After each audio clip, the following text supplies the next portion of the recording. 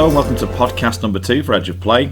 In today's podcast we're looking at the topics of heading the ball and whether it should be banned in the game. There's been some studies out which are suggesting it could cause long-term damage to the brain. We'll be discussing that and what the repercussions may be. We'll also be looking at simulation and its role in football, the pro game, the grassroots game, and if there's any ideas, we have solutions to getting rid of it, to tackling it at the very least. So heading and simulation are our main topics today. I'm Jack from Edge of Play and I'm joined by James Stokes, also Edge of Play coach, and Stuart Montague, also a level 2 coach. Excellent. So we thought we'd start today with simulation. It's something that gets everyone's blood boiling. It certainly has for me over the years, particularly from watching it on TV. You're watching TV and the player is rolling around on the floor and sometimes they get a penalty from that or a free kick, or sometimes just gets the game stopped for a while he gets treated and you suspect that he's not actually injured and time gets run down and you spend a lot of the game watching someone on the floor. So who would like to kick off on this one? But we're not really looking for an overall defining solution. We're looking just at some ideas. Are there any? The FA and FIFA and so on have tried some. Nothing seems to have fully worked yet. So kick us off on simulation, your overview of it and your opinion of it, Stuart. I think with simulation, it's, as you say, the noises are they're always trying different methods to sort it out. A lot of it is incentives of what are the incentives for the player. So you have to make it a disincentive to simulate. You need to make it where you're costing your team or you're getting yourself a ban, you're going to miss games. That's the sort of thing you need to look at. The penalties for being caught simulating, or the penalties for the costs to your team aren't high enough really. You can dive. Most of the time the referee won't book you for it. He'll just say carry on, and you get another go at it. And that's the strange thing for me is the referees are a danger to themselves in that way, in that they make their own jobs harder, because if they were stricter on it, less people would try and get away with things, and then they would have less tricky situations to deal with. I think even at amateur level I've had it as I've been a player or a coach before, where referees see a clear dive, they don't punish it, and you want to say to the referee, well, he's going to con you at some point later in the game and you might miss it, and you're making life difficult for yourself. So you're looking at it from the referee's point of view then, and how they deal with it, and then the governing bodies, that's the angle into it. That's good, definitely come up in the conversation. So you've got probably one of the best points I've ever heard on simulation around the Fabrice Muamba thing, which is that the more prevalent it gets in the current game, the more likely we are to have a situation where it's boy cried wolf on the pitch and someone's going to miss it. And it's whether we let it get to that stage, isn't it, where whether something serious is going to happen on a football pitch one day and someone is going to be there with a career-threatening injury, life-threatening injury, and because of the way things are going, with it becoming more and more common to simulate on the pitch, that is going to be missed, and it's whether that is the point where it takes action, and in my opinion that would be too late. So I think that was your point, wasn't it, around It was, yeah, I made that a while back. I agree with that. I think I'm very much of the opinion that because of the current norms of behaviour in professional football, you're a fool to put the ball out for another player who's pretending to be injured, because 98% of the time there is nothing wrong with them and they're just doing it to waste time or to break up the play. So if you're a professional outfit, you're a fool to kick the ball out, and then that leads to the situation where you do have a genuine injured player who's got a real problem, and you don't get to them in time because we just presume that they're play acting the same way as a lot of the other players are doing. So it is a danger. I suppose the one suggestion that's been made before is the treatment on the pitch. As the game carries on, the physio can come on and treat them, and then it kills two birds with one stone, because there's no incentive to pretend to be injured if you're just going to lie there and the physio is going to come on and treat you as the game goes on. So maybe that's a solution. We talked about that, didn't we, in the card before? We were saying that, then eventually at some point a crafty coach at the top level will find a way to manipulate that, and the physio will be putting bottles in the way of someone running past them or tripping them up or doing something, some way. You just know would it be manipulated? But rugby doesn't seem to, and it does seem to work. I suppose then you'd need, wouldn't you, if it's a serious injury, the physio would have to have some kind of universal sign which says no, the game needs to be stopped here. because we need to get someone on. Yeah, It definitely. can't just be for But that's the an huge injury. problem, isn't it? That culture problem that the players and the coaches and the teams are trying to bend the rules is the problem that we've got here. I mean, at the moment, you are relying on a referee out there to make a split-second decision on whether something is important enough to stop the game for or not. Now, the referees will go through their own first aid training, but that's not their main profession. The main profession for a lot of these is managing a game of football, and that's one part of it. I think the solution is to cut it out at player and coach level and to stop basically cheating. But that is, I understand that is a hugely massive problem compared to what we've currently got. Let's just bring it back then. Let's do it in a chronological thing of someone going down. So the first thing to decide is, which I think we might agree on, is that is it okay to go down if you get a knock? So you get kicked, it is a foul, but you could have stayed on your feet. A lot of coaches will say, no, you've took the little knock, you can go down, that is a foul. You're not rolling round, you literally fall on the floor, you get a decision, you get up. That is still simulating because you didn't need to fall down, but we all would say, yeah, but your stride was knocked off. Those situations. Do we all think that's okay? I think, again, go back to it, it's about incentives. So at the moment, there's no incentive to stay on your feet because referees will not give you, they will not blow the whistle if you don't go down. Yeah. So if you're in a situation where you might get two bites at it, if you're running through and you get a clip and you're like, right, I'll stay on my feet, I'll get my shot off, it wasn't successful, the referee pulls it back and gives the decision, that's the sort of behaviour you almost want to incentivise because then players aren't going down. I think if you look at, especially at the top level of the game now, 75% of penalties are probably fouls and dives, in that the player has probably been clipped a bit, but you've no idea whether that player could have stayed on his feet because he's making no attempt to stay on his feet, and you can't trip a man who's already decided he's falling over. Yeah. And that's the thing. So half the time a lot of the time I look at it, it's like, are they trying to take another step? And if they're not, if both of their ankles are together and they're falling over, well, that is not a player who's trying to take another step. Yeah. So although they have, and now then you get in this situation of manufacturing content, and some of the players in Premier League now are experts at manufacturing content. Yeah. And the idea that then you say to a defender, well, you have to be clever, and you've given him a chance to go over, that's not really the game I want to see. I want to see a game where you're allowed to make a challenge. If you trip the guy up, that's fair enough, and it is a foul, but we've got to a place now where the idea that there's contact with two players and the foul isn't given, it's just alien now. Yeah. The two players might bang into each other, neither one have fouled each other, they've just made contact, but someone will go down, if not both of them. And the sheer pace of the game makes that then so almost impossible for the referee to judge, and especially when the attacker, Definitely. like you say, is manufacturing it or buying it. When they say, you bought that decision where they throw a leg in, it's almost too easy for them to do, isn't it? If you drag your leg and throw your leg out sideways a bit as you're going past someone, it will hit their leg. You then go down. It looks so like a penalty, doesn't it? Or a free kick, but yeah, normally a penalty. Do you think technology is going to help them? No, not particularly.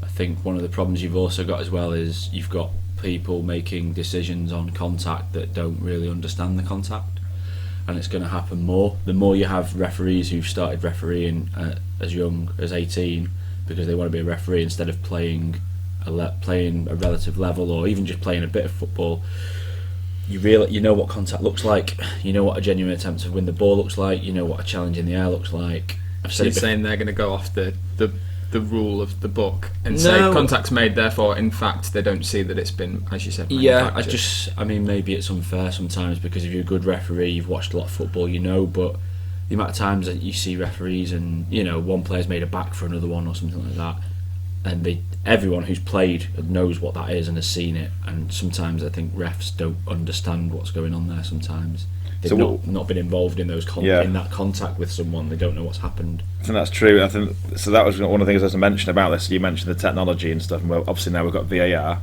and that is coming in. And there's also just even a couple of years ago there was the retrospective action, and I think the Scottish League did it first of all. I'm pretty sure they still don't have a panel still now, but nothing seems to come of it. Yeah. And they've got an ex-player, an ex-manager, and an ex-referee, and they sit round and go, yeah, he was diving, or no, he wasn't diving.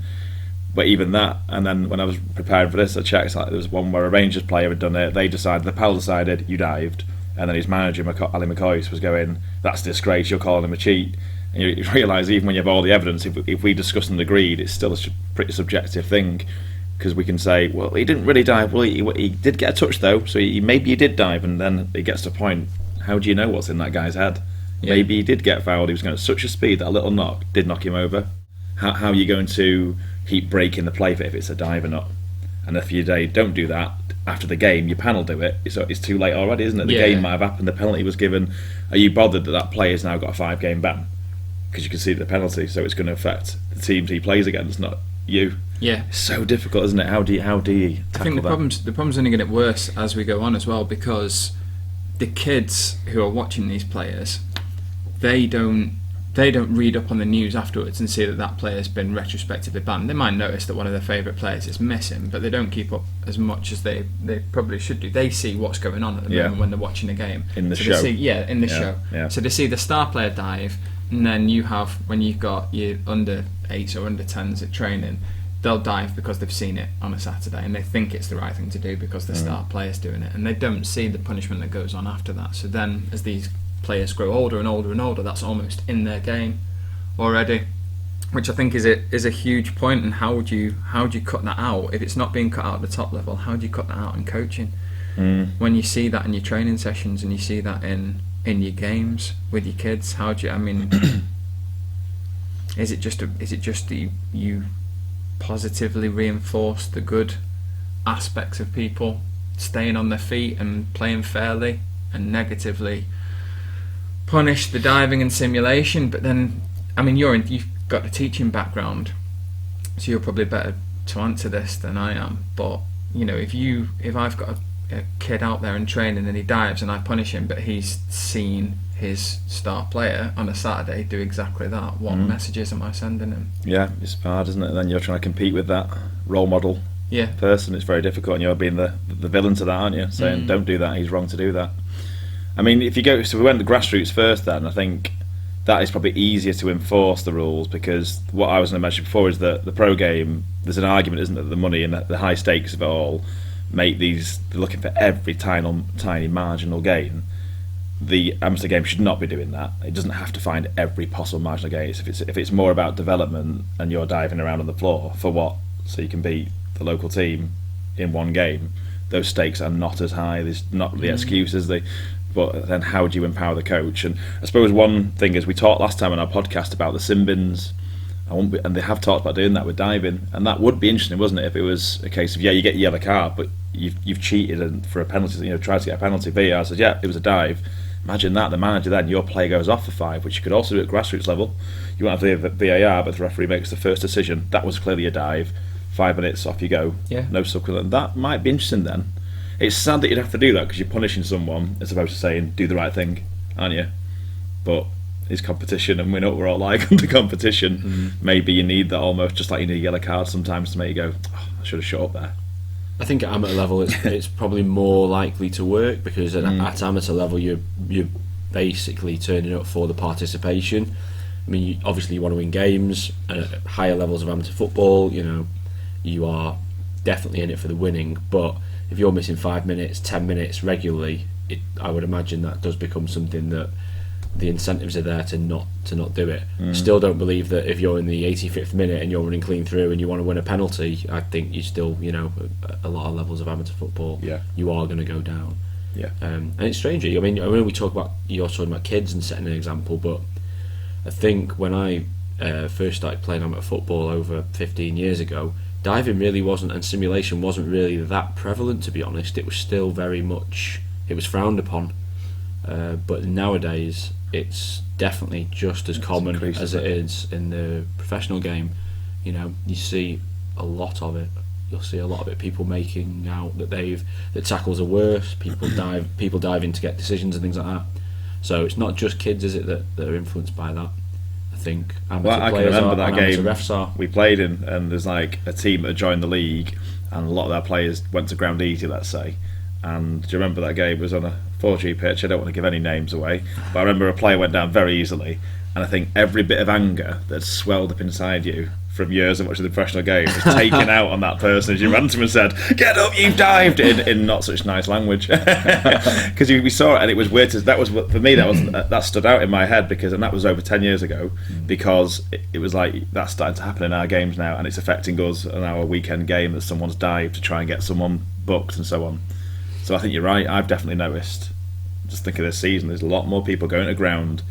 And there's a lot of us that get so angry about that because we're pent up anger from watching it on the TV. I think we're all irritated by it, aren't we? Yeah. What do you think? Do you feel the same? Yeah, definitely. So I think we're all on the same page with that then. So let's imagine this. So we're saying we all don't really like it. We're saying there's a bit on the moral side then for a coach maybe, certainly a grassroots, to go, that's not the right thing to do. There's a little bit on the ref and his ability to be able to say maybe it's a sin bin, maybe more than a yellow card is needed. There's a bit of that we can see, yeah. Maybe you do need a retrospective panel just for those times that it misses. That at least is better than nothing, isn't it? Yeah. So all those things taken on board. And is there any other ideas on those then, so before we kind of move on? Is there anything else we can do to stop this dive? And we've done you on the morals. We've improved the rules with sin bins. We've added more weight behind it. There's retrospective panels. Is there anything else we can do? You mentioned physios being able to come on to an injury, so you're not diving around for injury faking, you know. I think with a lot of it as well, it's the same as with a lot of issues in football where we're looking at how do we stop this, how do we stop that.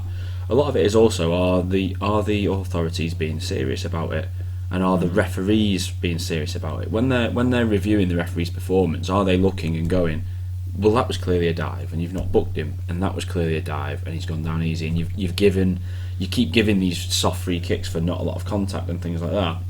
Is that being monitored properly? Are the referees being judged harshly on that? Because for me, I watch the top Champions League games now, and I think some of the best referees from around Europe, there's far more contact in those top games. They stand for a lot less messing around. They stand for a lot less simulation. That's spun around, hasn't it? It used to I be think so. different. Yeah, It used to be the other way around. I think the top European games now, with the top referees, you just see that they don't want to be dealing with nonsense all game. So it feels like the bar for what you're going to get a foul for and how much simulation they're going to put up with, it feels to me mostly, even with the European referees, continental referees, it is now the bar's a bit higher, and they set their stall out in the first 15 or 20 minutes, and then there's less nonsense in the game, and they make life easier for themselves. And for me, when I'm watching a lot of the games, even at any level, it just frustrates me, because I think the referee has it in his hands to say how much of this he's going to put up with in a game. Yeah. And okay, sometimes there's nothing you can do. You know, you look at Howard Webb in that World Cup final where Holland are kicking chunks out of Spain and Spain are throwing themselves all over the floor. I don't think there's any referee in the world that could have stopped that game from being chaos, regardless of what he does.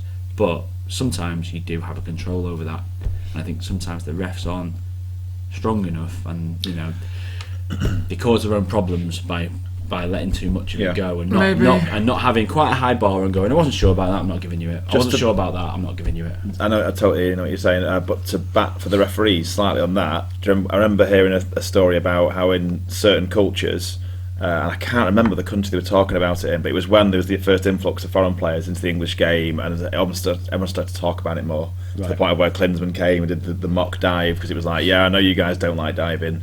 And that went on. I remember there being like one of those football focus style discussions that they were saying in certain countries the kids are taught how to do a dive as if it's a skill. So my skill is to not only, like, you know, when we get the ball away from you as a defender, it's to leave my leg in a certain position, make it like a foul, you've got a free kick for your team, in a way you've achieved something.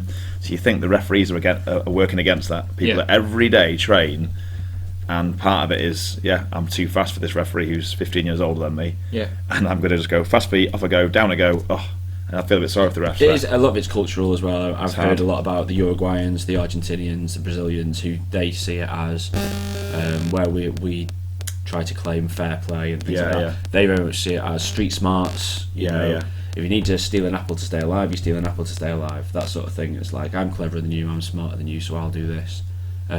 So a lot of it is cultural, and you're not going to that out. And that's without trying to claim that the English players now are all fair play, because the English first 11 are as good as Sterling, Kane, Dele Alli. You know, they can all dive with the best of them. So you're asking a young referee to make that split-second decision. again, we always look back at these things, and you'll look back on the weekend football and you'll say, yes, that's a clear dive. That referee has half a second to make that decision at most. It's so and difficult. It's so difficult, especially when people are teaching it, and that's where, my personal opinion, that's where it has to stop. If they're doing that, that has to stop, because that's not part of the game. So you should be punished for that, and you're making it harder on these guys that are just trying to manage a game of football. That said, maybe they, when we do get the young referees, and you'll all back me up on this, when we've played an amateur game, you know full well when you turn up in a game and you have a referee that asserts authority right at the start, you stand there and you go, yes, I like this, and we're going to be in for a good game here. Someone that will come in and say exactly what I think straight away, will come in and if needed, get the cards out early to get control over the game. If needed, put players in the place to get control of the game. Maybe that's what, these young kids that you were talking about, they're saying they're coming in but they've maybe not had the same experience in football. Maybe they just need to come in and be confident with it and be assertive with the decisions. So that referee's got all these decisions to make. It's going really fast. You go flying down. It's not just that though, is it? The referee then is thinking, right, was that a dive or not? Whilst he's doing that, the teammates of the diver are running over going, whoa, whoa, whoa, whoa, whoa. The ones that didn't say, I never touched him, I never touched him. So he's got all this sensory explosion, the fans screaming. Compare that to rugby in those key moments. You almost see the referee's thinking process. He gets those, because no one's in his face at all. Something happens, he watches, thinks and goes, decision, doesn't he? Yeah. And that whole, it must be so much easier for the referee when he's not got three blokes screaming in his face, that was a definite foul, that was a dive. And he's like, oh. Yeah, it's just terrible, isn't it? Yeah, definitely. Before we move on as well, I think one thing we should add to this is, for me, is not as just as the diving, it's the Neymar style over it. Oh, I've been hurt so bad my leg's going to fall off. That reaction, I think for me, that's what makes my blood boil. It's not just that he's gone, he's bought one there. That's a bit annoying. It's that thing of, I'm in agony, I'm rolling 6 times. I just don't get that, and that makes my blood boil. And it's frustrating, and add that is as well into it, the amount of time wasted. Would that then go? So if we're not just talking simulation here, we're talking, we know we are, but not just mid-game, the game stopped, a stoppage in play, and how long are you going to pretend to be injured for? Is that the whole thing of the clock being stopped, like rugby does as well, would stop that, wouldn't it? The clock stopped during an injury treatment, unless the physio was allowed on the pitch, like we said before. Clock stops, you can roll around as long as you want now, the clock is stopped, mate. You would still disrupt the rhythm of the game, and you'd still be irritated if you're playing against him, but the clock is stopped. Because to me, when we're playing and someone's doing that, knowing you've got injury time added on isn't as nice, is it? Because once you know 90 minutes has passed, you're all, oh my goodness, we've got 5 minutes injury time. That feels worse to me than it's 85 minutes and there's 5 minutes of normal play left. Do you know what I mean? You'll never get your time back either, in the professional game or in the amateur game. No, you don't, you never get the equal time back. No, you don't. And clever managers now at all levels of the game know that. There are teams even in the top level in the Premier League who are set up to waste time. They set up, the ball's in play 55 minutes of the 90, and they know that. They'll try. It's not just about time either. It's breaking up the flow of the game, so you can't get a rhythm going. Constant stoppages, and I think that's probably something that's very difficult to stop with referees and with associations. I think the one thing that might drive that to stop is if the product is becoming damaged, if people fans are turning up and they're getting to watch 50 minutes of football, or if the TV programs are only, they're having to sell these games that are being broken up and there's no football and it's full of time wasted, and the product then suffers. Devalues, then there might be an incentive for them to go, this needs sorting out, because the games are getting poorer. Okay, well, there's probably so much more we could talk about there, but if you as a coach have any opinions on that, do comment, let us know, get in touch, comment on the forums page or via our social media, because it is a topic that gets people fired up and it's interesting. If you have any clever solutions, we'd like to hear from you.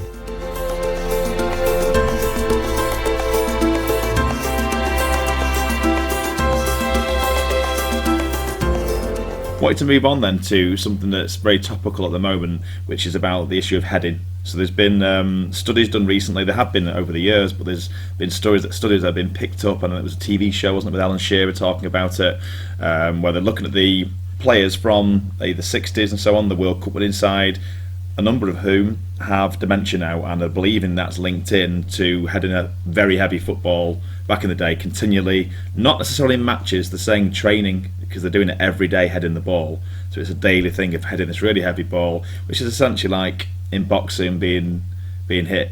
And we all know it's confirmed the damage that boxing does to the boxer's brains if it's over a long period of time. So this idea that heading in a football is causing that damage, there's now talk, and there already is some places where they've banned heading for juniors and saying it's not, your brain's not finished developing, you shouldn't head in the ball. So we're going to discuss that now. Let's start what we've already heard, or things you've read, or what you've researched about it. Is anything you guys have heard on the grapevine about heading recently? I think it's a tricky one, isn't it? Because it feels like the medical data on football it's good that there's more investment going into it at the moment. It feels like there's more attention going towards it, which is good. Which does still feel like it's, from my uninformed opinion, it does feel like it's still not quite conclusive on what the damage is, on how much should be allowed, how much shouldn't be allowed. Your natural reaction is to think it would be a shame if heading were to come out of the game, because that's one of the interesting things about football is there's so many different ways to move the ball, with your foot, with your chest, with your head, and that's one of the things that makes it so freestyle. So it is tricky. I mean, the bits that I've heard, it's mostly head collisions. I think I read something that said it was 80% of the issue is from head collisions. So it's not from with the modern balls. It's not necessarily from repeatedly heading the ball. It's 80% of injuries are from collisions. But then obviously, if you're allowing people to go for headers, you're going to have collisions. Plus, I suppose with that stat, that's interesting to hear it like that. But I suppose if it's the long-term damage, we might not know yet. Until a bit longer. If that generation of players who were like the first kind of pros, if you like, heading the ball every day, we're just finding out now, aren't we? I've got that written down here as the longer-term effects, because there's no way they can say at the moment he's had a head collision, therefore he's going to suffer from this in the future. It's all just risk prevention at the moment. Yes, the more you head a football, the more it might reduce your brain cells, or the more it might impact you later on in life. The more head collisions you get, the more it might impact you in life. So what can we do to reduce that risk of it happening? And we don't. It's not an absolute science. It's not to say if you get 10 head collisions in a career, by the time you're 65, you're going to have dementia. They don't know that. It's not as easy as that. So I think what they're trying to do is just say, how do we take the best precaution to keep our players safe and when they get older. It was on the radio the other day talking about that and about the old ball thing. So the radio host said to a widow of a footballer that had died recently with dementia, and they linked it to, they called it CTE. I'm not going to try and pronounce it this time, but that was the brain disease I think it caused. It's the long-term damage of being hit in the head so many times. And she actually put the radio host corrected him and said that the balls then were not any heavier until they got wet, though. That was the thing. But also that it was less about the weight of the ball, just the amount of times you were impacted. So if you imagine someone like Alan Shearer must have been working on heading it after every training session because he was so good at it. It's not so much the weight of the ball, it's the amount of repetitions of your brain getting smashed around in your skull. And it does make you think, doesn't it? A pro must be heading it every day. Kids that are in several teams could be heading the ball every night. It does start to make you realise, doesn't it, that even these modern balls, it's quite some impact for the brain. Yeah.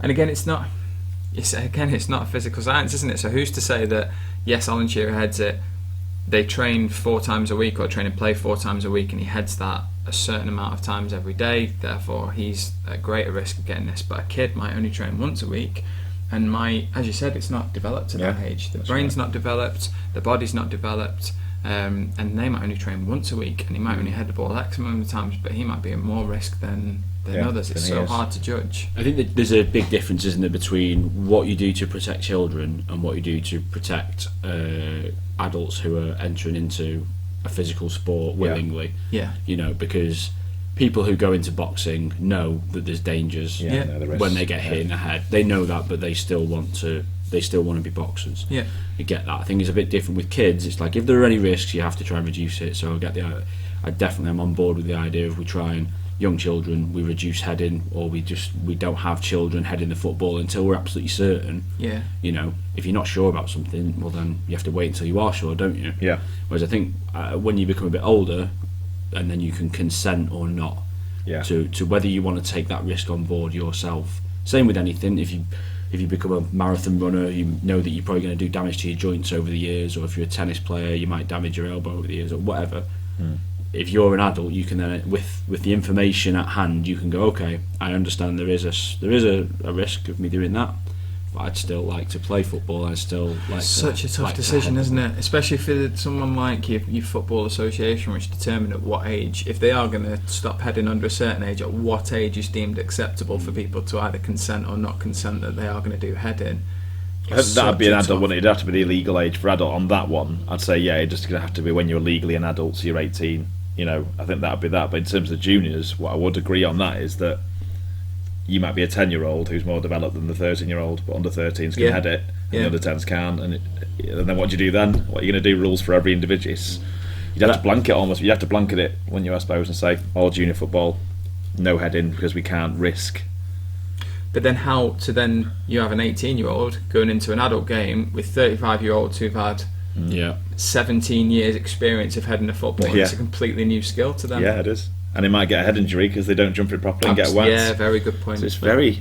And also, I suppose, to go against the point I made before, where I'm saying, well, you can enter into it willingly, surely you should be able to not... If I don't want to enter into that willingly, but I still want to play football, and I don't, I still want to play football, but I don't want to take the risk of the head injury, do we do 18 years of youth football have made you fall in love with football, and now you're told you have to head it, I don't want to, then your career is over. That is very difficult, isn't it? And I think from what I've read about the risks as well, it's saying that there's different risks with the male game and the female game as well. So the percentage of problems in the female game is it was less collisions, and it's more from the repeatedly heading. I think it was something to do with the neck muscles, strength of neck muscles, or something like that. Might be flawed, I don't know, but I just found it interesting that then you might end up being, you're then trying to codify differently for the two different sexes. I mean, for one of the for Edge of Play, we've actually bought these lighter sponge balls with the idea of when you have the junior sessions they can practice the technique of heading it, but it's such a good point because then your muscles in your neck are developing to head a sponge ball at a time, even though you're practicing the heading and where to make contact with the ball and the different types of header you can do, different ways your body can come onto a header. It's not preparing you for actually heading a heavier ball. Your body's not prepared for that. The point about I've not even written down anything about the point about head-to-head contact and not, I think your point about going into that situation with another player that you're not completely used to would probably put you at more danger than if you practiced it as a kid, because you're not used to some guy coming in and making that physical contact with you. So it's almost like being unprepared for a crash, isn't it? In the car, you get so many people get whiplash because they're not expecting it. The body's not prepared for that. And it's the same in football. If you're not expecting some guy to come or some girl to come clattering into you, your body's not going to be prepared for it. You're going to probably hurt yourself more. Imagine playing touch rugby until you're 18 and then going and playing rugby. Yes. When we were looking, we've all been researching for this, trying to find out, and there was one study, but it was from over 10 years ago, and this study was saying that they did a test on the spinal fluids of people who headed a ball the week before. And the reason for that, apparently, that was a different way of doing it, not just X-raying, what they do, scanning the brain. You do the spinal fluids. Apparently, when you've had a head injury, you release proteins, it said. And I'm not a scientist, I'm just reading from what I've learned here. And you could test that and see how many proteins were in your spinal fluid the week after, and if your brain was damaged when you headed the ball. So they did a test, and nothing conclusive came through. But they did the same test, and that was with corners just coming in. So we'd all go and head it a load of times, and a week later come back and test us out. And their proteins didn't change, but the boxers clearly did, apparently. So they said there's a big difference. We can't quite compare it, apparently, to boxing. Well, partly because when you head it, you're braced for it. You tense your neck and you're ready for it. Whereas in boxing, if a shot that hits you, you obviously didn't see it coming. It hit you, and that's the difference. You're not readying yourself. But then you look at these recent tests, the studies, and they seem to be saying more and more now. It's more conclusive. It does cause long-term. Gosh, it's a difficult one, isn't it? Yeah, it's really difficult. So what ideas do you guys have as coaches that you could do for junior players now or senior players in reducing the repetition for exercises when you're doing heading practices, or to protect the players, or to make it unopposed? What kind of things do you think we could suggest? Could be in your plan, couldn't it? That you'd have to be part of your training plan that it only so many times a month, I suppose it'd be. If you train once a week and have a match, how many times a month you would work on heading or set pieces that would lead to heading? So you'd minimise that. That'd be a simple way. Whereas if you're saying, right, every week we start off a set piece train for 10 minutes, that means every week you're heading the ball, then at the weekend heading the ball. So I suppose you could do your planning around not as much heading, couldn't you? But still, it's part of your curriculum because it's part of the game. And you mentioned before, Stu, about they've even had some like the Peter Cech headwear, but not as full on as his was, to protect his brain after the damage he had. That was almost like a sweatband around the head. Yeah, I've seen it. So I think it's a product that, from what I could see, it looked like it was a product that was coming out of America. And I think it'll be interesting because a lot of this will probably be driven by the US soccer market, because as the game grows and grows over there, and with all the big news over there about American football, with the head injuries and class action, they very much take it seriously over there. So a lot of what happens in the game might be driven by what happens over there. It's a big market. Soccer wants to dominate that market. So things that happen in the on the global scale might be tailored a bit towards them. If there was something where there's some sort of headband, maybe that's interesting. Maybe that comes in, but you still, again, as we're saying, if it's going to be head-to-head contact, there's still always going to be the risk there of concussions. Yeah. You're not going to get away from the fact that two 6'4" guys smashing into each other, banging heads. If heading is still in the game, that is still going to happen. It's going to happen, even if it's not in the game, yeah. And those headbands, then I'd be worried. I'm thinking as you were saying that, monetised, wouldn't it, straight away? Definitely. Oh, right, it's a new piece of kit, everyone's going to be... But take away that cynical side, the way, if you're hearing us, you can't see what we've looked at. It was basically like a headband, but it seemed to cover the temple, didn't it? Which is that key area if you get whacked there. And that's where I got whacked in there and got a really bad concussion 18 years ago or something now, but that has scarred me, the reaction of that, not physically, but yeah, I've never liked to head the ball that much since then, because it was horrible. I couldn't see for so many hours, spent the night in hospital, and the brain scans and everything because I kept passing out, and that was a scare, and that was just unlucky. And then every other time since then, it's never happened since. But just if you're catching the temple, but like you say, you could catch the temple, you turn and bang into someone in a club, in a pub, in the street, and you could get the same. It's more risk because you're moving at motion, but you can't cater for everything. People are going to get injuries, and so on that, then we had a little chat before about this, but so we're kind of a little bit hard to know. We're waiting for the research, aren't we, before you move? But let's just imagine the research starts to show more and more. This is the problem. We need to stop for children at the very least. Let's imagine that. What would the game look like? And imagine how it would change the face of the game in many ways, especially if it went to 11-a-side. So imagine the teams where your big centre-back, his big part of his game is he wins every header and he goes up for corners. For headers, corners would change completely. You'd have players having to wait till it went below head height. What would you be doing? Jumping tip with your shoulder? More bicycle kicks, head injuries from that. You just think, wow, what would happen to the game, and how many players' careers would be over because but my game is my heading. What would happen to the game? I think Marouane Fellaini would win the Ballon d'Or. The way he can bring it down on his chest. Well, yeah. He can do that. You'd have to manipulate someone out of the way if you both can't compete. In a way, those big players would still be able to play. They'd just have to dominate the space, bring the ball down. Your likes of Ibrahimovic or whatever, I suppose, you wouldn't be able to head the ball, but you'd have to. You could still go long to them. You could still go long to the big man. But it'd be more about chest and bringing people into play. And then we were saying before, Stokes, we were saying before that they were good for governance because the long ball teams, wouldn't be able to flick it on. But then equally, you wouldn't be able to imagine the ball comes in the air unless you volley it right. It'd be bouncing a lot more, wouldn't it? Yeah, Defenders would go for it and not be able to get their body on it because they're not allowed to head it anymore. It'd be bouncing, so maybe it actually help long ball teams who can just thump it knowing it'll bounce. No one's going to meet it because what do you always say? Head the ball, win headers, get there first, and then it cuts out the danger. It would become a different game, wouldn't it? In so many ways. The keeper would have a pretty good time, wouldn't he? He's got his hands and your head's now gone. Is there any way, for an introduction just after the left field, in rugby where they can call it So there's a massive kick, and the fullback stands there and he calls it, takes it, and no one's allowed to challenge him. Is there any way for a rule like that? If there's two players, it is going to one player and he's in a bit of space, if he could call it, which allows you to have a free header, no one can absolutely wipe you out after that. Any room for that? You've still got the heading though, haven't you? If you're going to let him head it. But there's not the head contact. No, I suppose.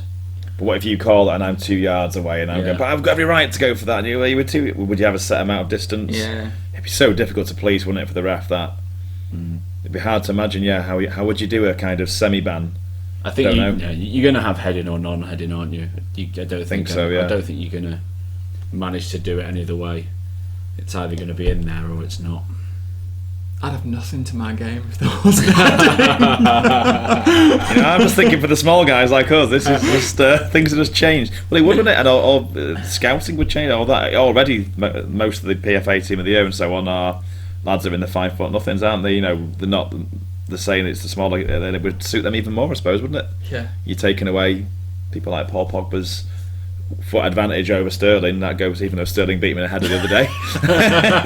You're taking that advantage away somewhat. It'd be very interesting. But so concluding, just to go to each one of us then, what would you in the short term? What are you hoping? Nothing changes, junior changes, full changes. What? Start with you, Stuart, and go to James. What I would hope is I would hope that the research is done as fully as it possibly can be, and I would hope that the research would come out. That the repeated heading isn't an issue and that we could carry on playing, just because I particularly like the physical aspects of the game. I think it adds to the game. It gives it something extra, and I think it'd be a shame if that were to leave the game even more. I think physicality is leaving the game a bit, tackling is leaving the game a bit. Yeah. You can't contest things with contact a lot, and that frustrates me a bit. I quite like that aspect of the game. So for me, it'd be nice if the research were to come out that way. If it isn't, then obviously you can't just plough on regardless. You've got to follow where the data takes you. You've got to follow where the science takes you. And I think in the meantime, until we know that, it probably is sensible with the kids to try and reduce it as much as possible until you find out the better information. But as with most things, you let the science lead you and let the data lead you, and then go from there. Great. Yeah, I think in terms of the coaches, let's wait until we absolutely know what the impact is, and football associations make a decision on that. In the meantime, just be aware of it in your sessions, like you said. Don't do weeks on weeks on weeks of heading practice with junior players. Just be a bit clever about it, and if you are doing lots of repetition, then maybe think about a different ball to use just to get the technique right, but at the same time work on the way to protect your players when they go in for those kind of aerial duels with another player as well. But yeah, just keep an eye on it, basically. If you're doing session plans, think about how much you're doing. Yeah, I think I agree with both. And I think I'm just hoping that for junior football, I think it could be pulled back, certainly from the youngest ones. I think already, even before studies are complete, under 8s don't need to be doing load of heading the football. Work on their technique, get the ball at their feet, and then as they get older, I think it will have to, like we've all said, you can't just go 18, here's a ball, head it. It needs to be gradually maybe introduced until the studies come out otherwise. And I was just thinking then when you were both speaking about it would be sad if heading, it'd be sad, but it'd have to happen if the results showing the test is bad. Think of all those brilliant goals. I'm thinking that Van Persie header that time that in the world, was at Euros, incredible that header, and then some of those moments in games late on where someone wins the header, or you're just relying on a set piece. Those moments would maybe disappear without heading, and that'd be sad. It would definitely take away. So I'm hoping, like you, that the results show that if it's managed well, it's not a long-term problem. Let's hope so. I'm going to have Harry Maguire in buckets of tears sat there somewhere. Taking my life away. I'm retiring. That's been really interesting. I hope you found that interesting as well, guys. And if you have any comments on it, or any experiences, or any know-how, reports you've read about it, would love to hear them. So get in touch on our social media, follow our pages, sign up to the website and join our community.